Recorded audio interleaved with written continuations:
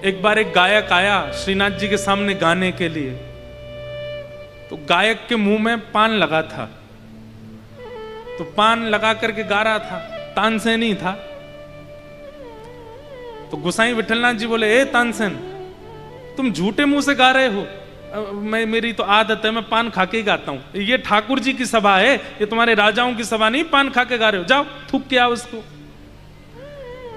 तानसेन बाहर गया, कुल्ला करके आया, पवित्र होके आया, पेटी लेकर के जैसे ही गाने लगा तो सामने खड़े श्रीनाथ जी को झोंके आने लगे।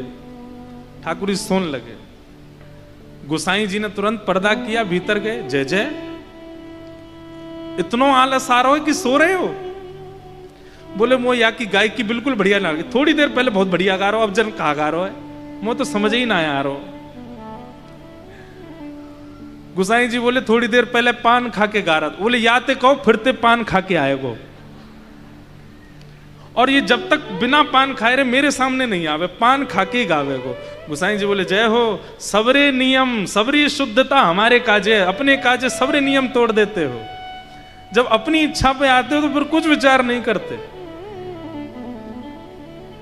वैदिक क्रिया हो, शास्त्रीय बातें हो, सब हमारे लिए। ठाकुर जी के तो जो रुचिकर लग जाए उसको स्वीकार कर लेते हैं ठाकुर जी।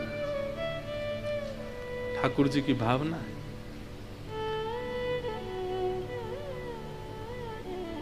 जोई जोई प्यारो करे, सोई मोहे भावे। जोई जोई प्यारो करे, सोई मोई भावे।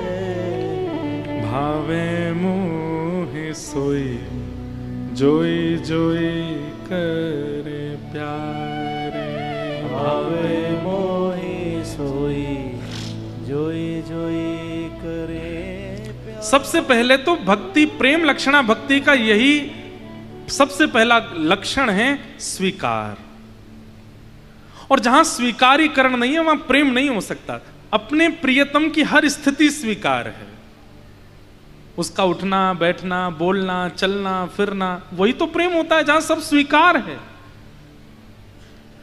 जहां कहीं भी ठाकुर जी की एक लीला या एक स्थिति या एक बात पर आपके चित्त में अस्वीकारीकरण आता है और तर्क आता है, वहां प्रेम लक्षणा भक्ति नहीं आ सकती। प्रेम लक्षणा वृंदावन वाली भक्ति वो तो वहीं आती है जहां सब स्वीकार, जो कर दें ठाकुर जी हमको सब स्वीकार है।